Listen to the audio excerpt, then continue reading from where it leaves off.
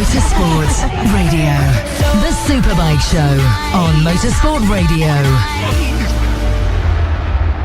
Good evening, Chandler. Hope you're very well, Keith. and I hope I'm sounding better than I was earlier. What is this brand manager that you have been appointed as? What is that job title going to entail for 2018 and 18's endeavours?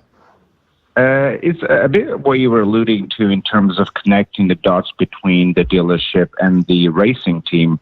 I will be at the racing events. I will be involved with the racing team with Ian and Steve Moore, or Wilk, as we call him. The brand manager's position is about connecting that. It's about the analysis and the planning on how the brand is perceived within, not only within the industry that we have within the dealership, but also within the racing team. Is where we got tangible elements such as, the correlation between the dealership and Moto Rapido racing team, and the intangible elements, which is the perception of the public. The public often enough doesn't correlate the Moto Rapido racing team with Moto Rapido dealership in Winchester. And the job is to highlight that and to highlight to our sponsors that we're a bit more than just a racing team. In fact, we are a dealership that just happens to go racing with a lot of people behind us, of course. It's about brand management, build brand credibility, the credibility brands only that can build a brand's loyalty is to achieve the flagship, I will say, insofar as Ducati's presence is within the championship, hopefully going forwards. That's what we're trying to do within the BSV racing team.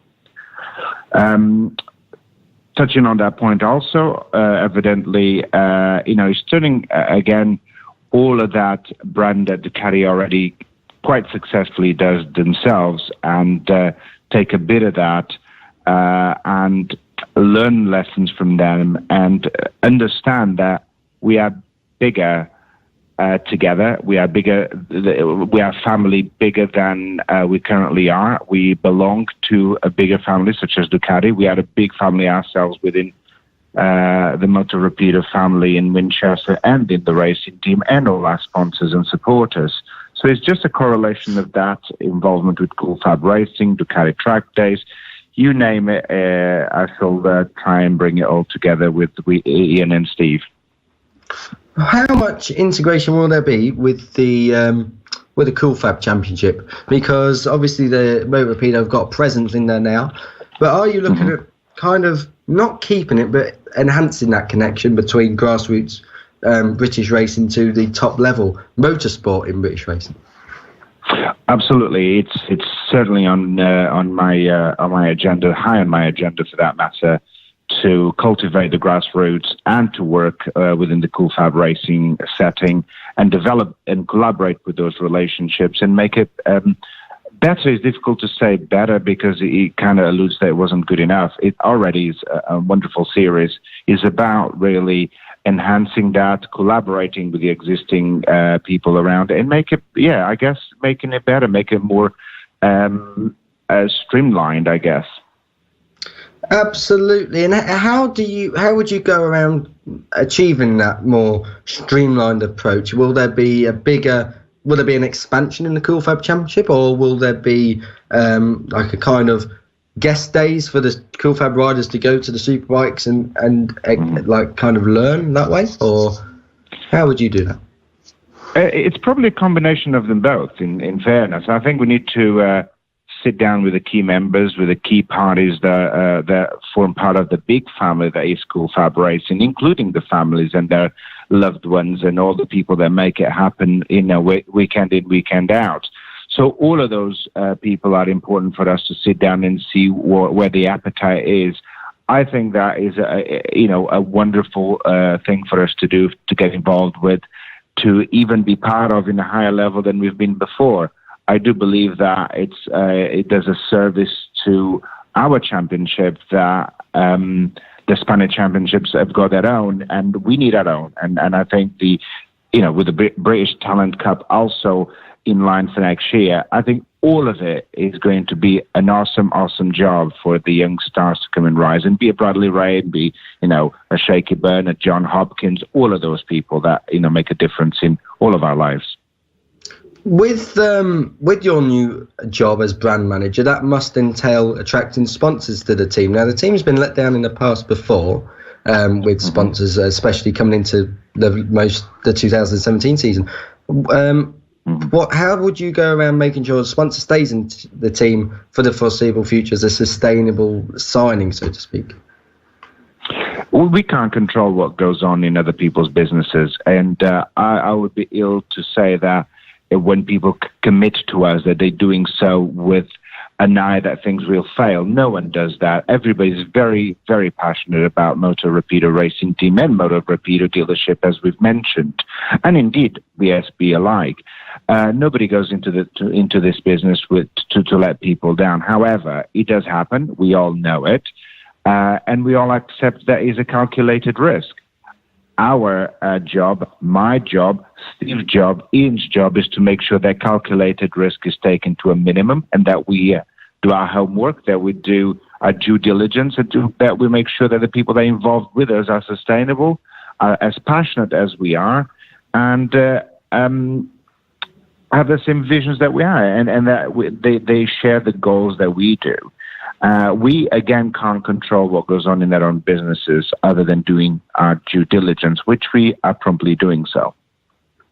Absolutely. Now, we've spoken about Moto Rapido, but let's learn a little bit more about yourself. Spent last season, 2017, with Buildbase Suzuki. How was Bradley Ray to work with? He was and is a dream. What you see on television is pretty much a mild version of Bradley Ray in real life. You know, he is as mad can be, but in a genuine and kind way. You know, he can drive you absolutely bananas with his antics. Sometimes you literally just want to tie him down so he can stop jumping around. But having said that, you don't want to take away the very same excitement that he has for racing out of his racing. So it was a pleasure to work with him for sure. I've got a question just coming from Elliot York. How far can Bradley Ray go in his career? As far as the eye can see, I believe. I think he has got the potential to be up there with the very best. It does depend on his application, which from firsthand as a former manager and as a friend I have seen. So he applies himself to his trade. It does depend on his advisors and people surrounding him and the people that he's going to work with within the next coming years to support that, to cultivate that, and to not abuse that, I suppose.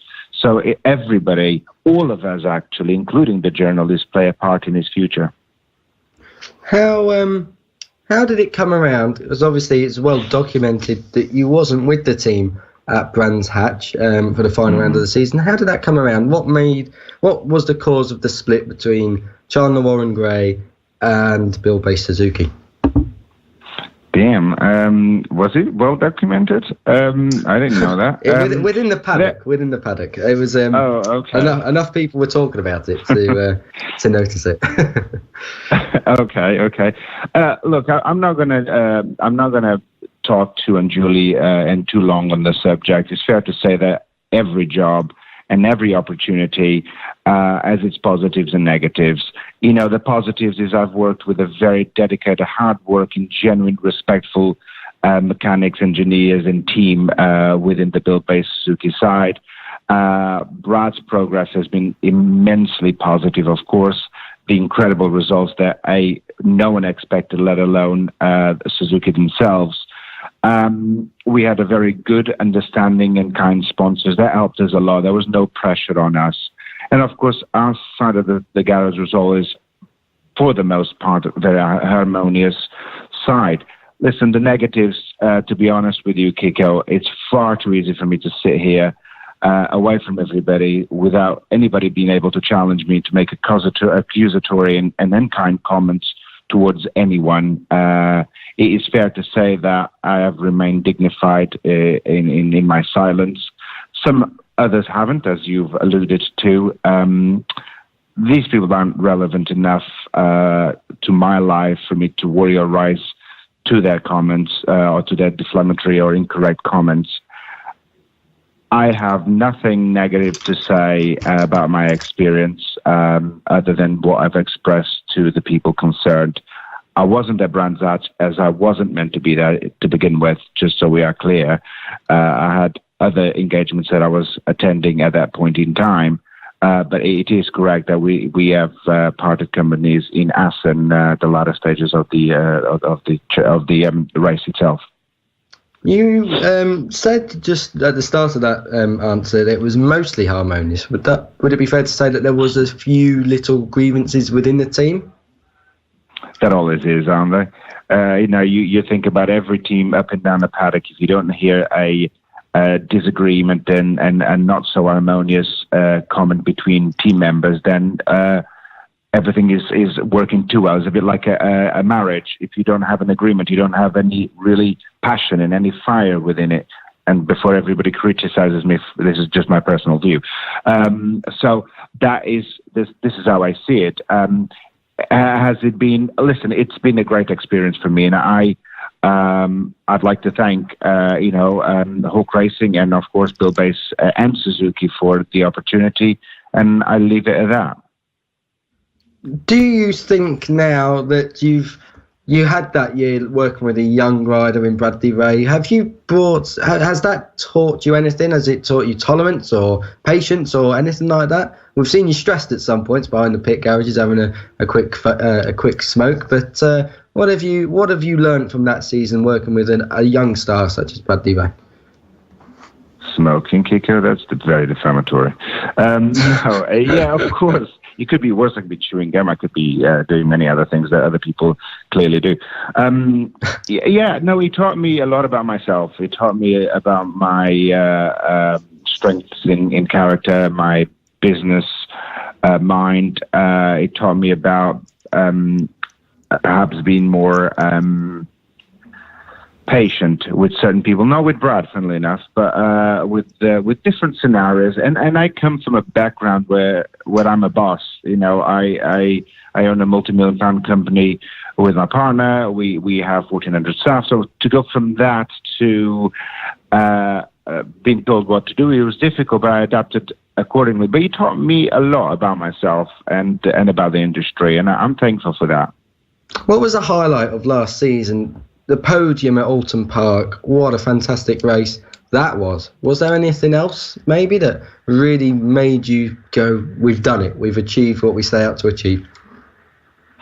It goes without a doubt. I mean, if I didn't mention the podium, it would be a ludicrous comment to make. Of course, there was the highlight of the season from our view standpoint. But having said that, the whole season was positive. Yes, we had a niggling problem here and there. Yes, we let Brad down at some stages. Brad let us down in some stages. But, on the whole, I think we were incredibly hard-working team. We were incredibly lucky insofar as not a lot of mechanical issues. We didn't have a lot of that. So I would say the entire season has been a highlight. I suppose the cherry on top would be the podium. Do you think that it felt a lot better because you was top Suzuki in the paddock or in the championship? Sorry, knowing that you didn't have all the trick bits and the massive support that the other side of the garage might have had. It certainly didn't hinder us, for sure. I think we didn't have any pressure on us. We didn't have an expectation on us as a team to begin with, let alone on Bradley Ray and Alex Olsen. There was no pressure. So that didn't. The only pressure, and I think I've done an interview with you at some stage partway through the season, which was, if anybody put pressure on himself, has been Brad, not us, not the team, not the team management, not the owners. It's been Brad. So, no, I think it made it easier that we were the top Suzuki most of the time. It made it awkward too. Let's be realistic, because that wasn't what Suzuki wanted. That wasn't what other sponsors wanted, clearly, but that's what they got, and that's what the job we did. Whether or not that was how it was meant to be intended, it's not for me to comment. Finally, Chandler, what's your expectations for Moto Rapido Ducati in 2018? We've heard Ian's, but what are yours? Our expectations, as Ian says, we're working through a program that I'm incredibly proud of, and a program that I think is going to be a very successful one, not only for next year, but for years to come. The idea is to be the sustainability of the Moto Rapido dealership and racing team relies upon us all to put our best way forward to the team. I think we have a great plan ahead of us. I think we have tangible and solid sponsors along our journey, but of course we will see what's going to happen. I will like to say that, from my point of view, as soon as we have talked about other job that I had in 2017, I'd like to certainly thank very much so the team owner, Steve Wilf Moore, as we call him Wilf, and obviously the team manager, Ian Upcroft, which we've heard from him earlier, for the opportunity and believe in me.